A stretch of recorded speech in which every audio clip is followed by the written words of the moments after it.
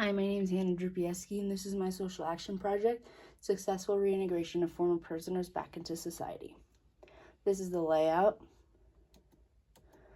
The problem many individuals face, challenges and barriers after getting released from prison. These challenges make it hard for them to live and survive, causing them to revert to old habits, resulting in an increase of recidivism rates. Across the U.S., recidivism rates range from 13% Oregon up to 77% in Mississippi. Here in Colorado, it's 44.9%. Almost half of all prisoners released back into society are sent back to prison.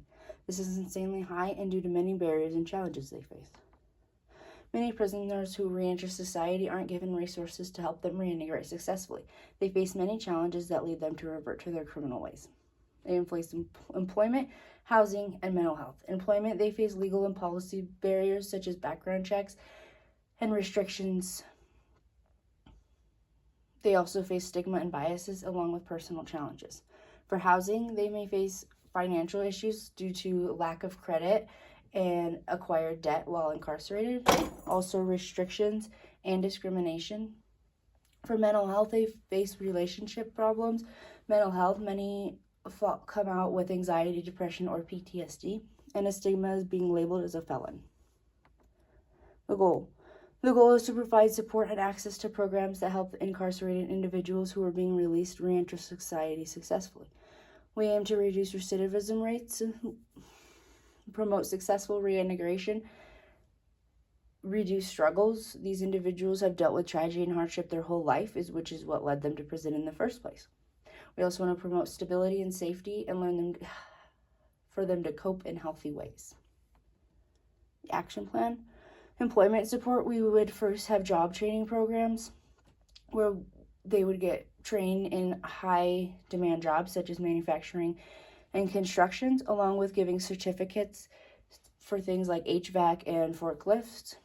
We'd also get internships and employer partnerships to have more access to more professional jobs where they would enjoy the job, such as healthcare.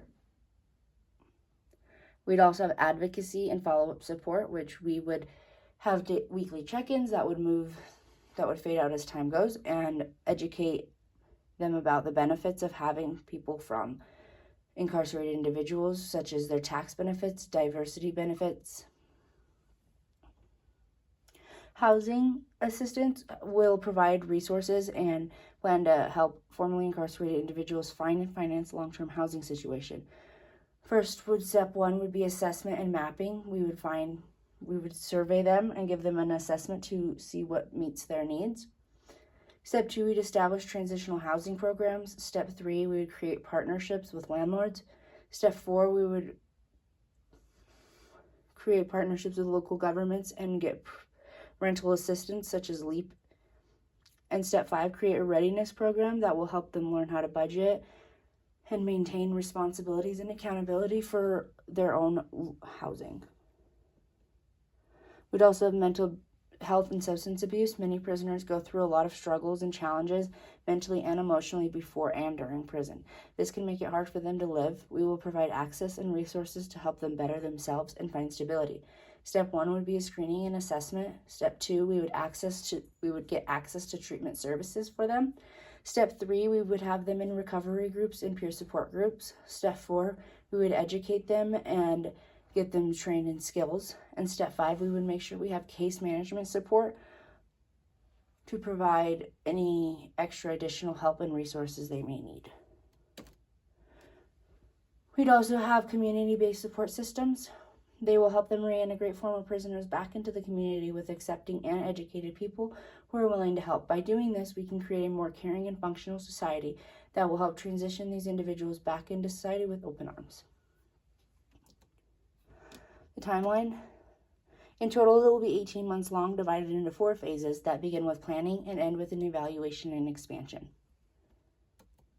Phase 1, planning and preparation, months 1 through 2. Phase 1, we would assemble nonprofit, community leaders, and service providers.